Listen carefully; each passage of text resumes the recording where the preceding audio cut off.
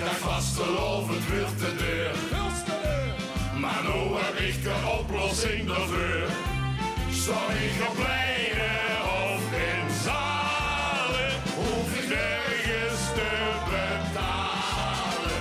Want ik doe mich anders voor. Dames en heren, hier is die. Ik ben de goed van mij. Ik ben Emiel, ik ben Emiel. Emiel overal. Hanneke nou. Ik zeg Emiel, ik zeg Emiel. Drie dagen carnaval.